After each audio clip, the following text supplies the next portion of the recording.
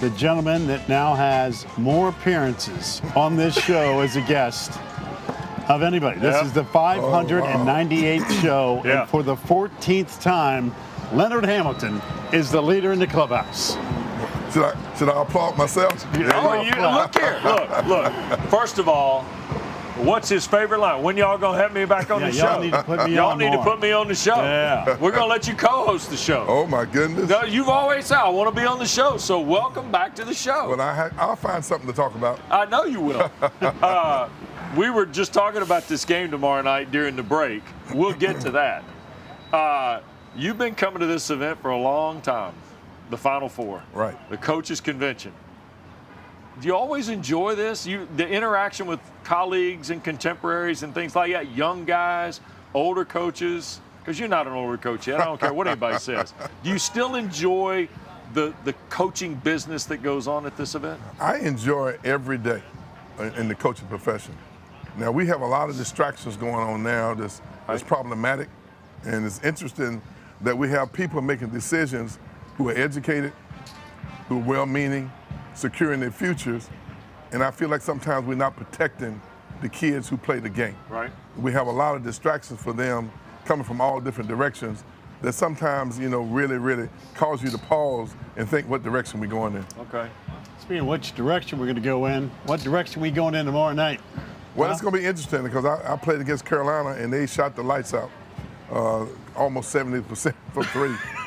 Now, that means that they're very capable of adding that as an arsenal, to the game.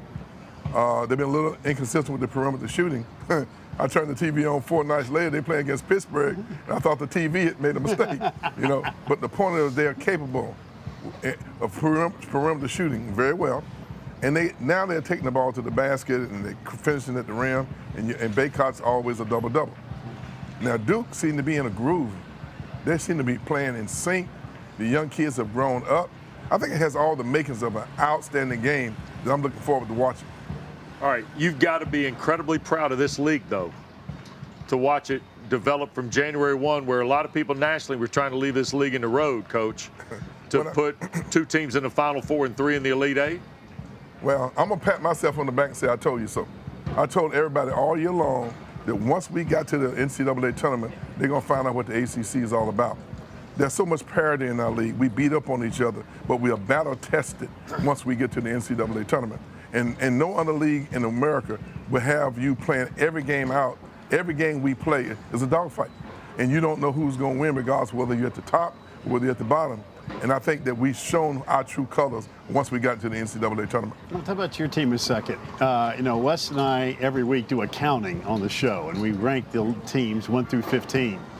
There was a time in the middle of January we both had you number 1, and then of course injuries, and nobody got hit harder than you guys did.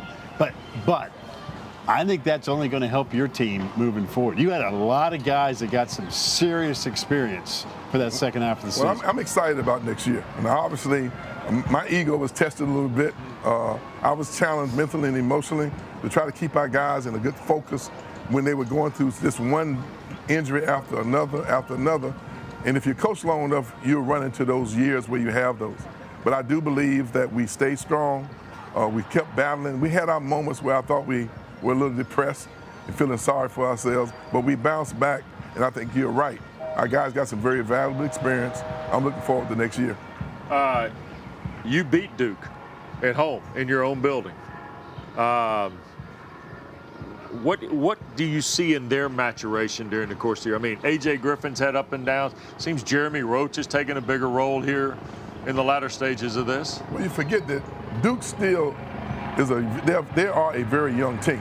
Yeah. And I think that some of their youthful inexperience showed up in Tallahassee. And I think they got better as a result of losing that game on the road. They just seemed to regroup, refocus, and they went on a run that I thought, man, they looked like they were unbeatable.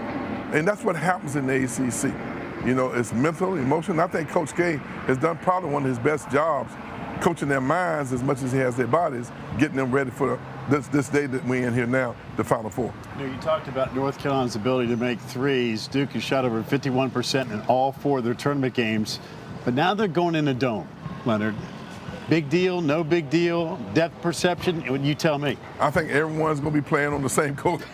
So 10 foot high, right? 94 feet. Yeah. So my point to you is the team I believe that shows the most maturity, the team that understands what's at stake, the team that finds that what I call a magic level, that level 5 that they'll focus on. I think they'll come out of this game, the game a winner.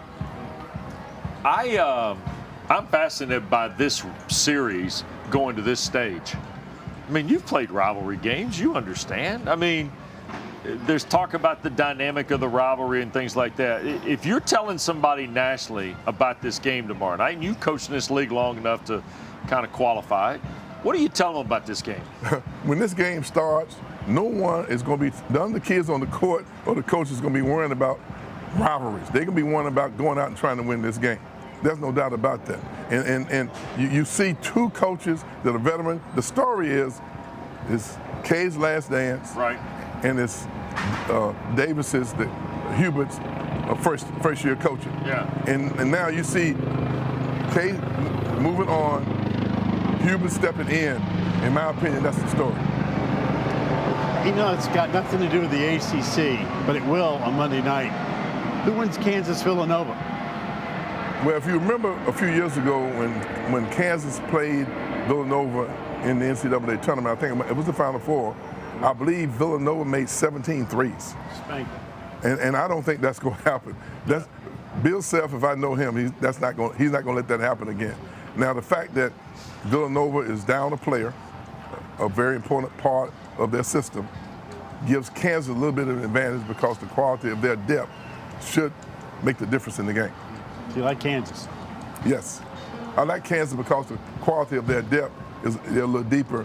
And I think, if I understand, someone's going to have to step up from Villanova who has not been in those roles. Now, Coach, it'll make it of a good game, too, because I guarantee you Villanova will have some strategy, and they'll be prepared. Yeah, and the contrast of styles, the way those two play, to me is the intrigue part of that game. Because you know Villanova wants to be a half-court grinder, and Kansas wants to run. Well, there's no doubt about that. And Villanova has to be careful how they play, how they defend, and not get anybody in foul trouble. Right. But I wouldn't be surprised if there's someone who has not been playing very much for Villanova steps up and comes through for them. See, that's the thing about the college game, right? I mean, there's kids on every team that just need that window, need that opportunity, and need something happen to make them feel good when they get on the floor, right? I mean, you've done that. You did that to people. You beat Duke because John Butler comes in the game, bangs 2 threes down, all of a sudden he feels pretty good about who he is, right? Well, I had a very young team, too, basically this year, too. So we went through a lot of uncertainty, a lot of lack of confidence at times. But I think that in this particular game, the matchup, the challenge of Villanova is to stay pace, but stay within themselves.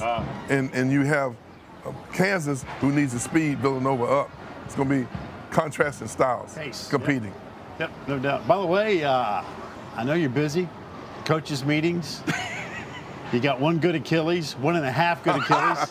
I slow you down a little bit to maybe enjoy a little music. You can find some music now. This is right down your alley, this town. Well, I was hitting some high tunes in the shower this morning. Is that right? You should have heard me. I'm very good in the shower. Is that right? Oh, yeah. I'm going to take your word for it. You talked about the business of this and the things that concern you about where the game is. You've seen this for a long time in a lot of different angles. If you could do one thing today to change college basketball, what would you do? I would get all the important players in the game of basketball together, and we have a conversation about how do we protect the integrity of the game. Right now, we seem to have competing facets all over the place. Yeah. And I don't even want to go into all of them here. I think you guys have had those discussions.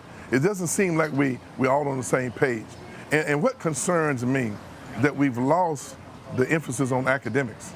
I know how much getting my education has meant for me and my family, but it seems as though we have a lot of things that are distracting, taken away from that focus. You have a lot of kids who've gone to college, gotten their education, and have improved their way of life tremendously with how much basketball has meant to them in terms of going to college. Yeah. But emphasis is placed on NIL, how much, you know, what advantage you get in that situation. Now we have the overtime league. We have kids going straight from high school to the G League. You know, we have more kids in the portal than you ever seen. Probably gonna be 2,000 kids this year. You know, and in our society, normally when you sign an agreement, it's kind of hard to get out of it. You know, you have to have some type of restrictions, but that's not the case. Otherwise, you guys can't leave and go to CBS next week, can you?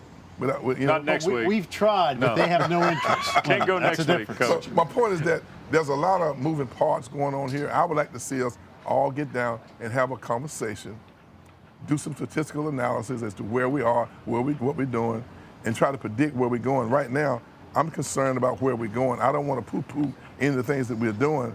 It's just it seems that we have competing factions about what is the philosophy, it should be. And, you know, and I've heard this by so many coaches that, you know, less than 2% go on to play professionally, regardless of what the sport is. And you know what? When you get a college degree, you get a scholarship, the object is to get the degree, period. You got to.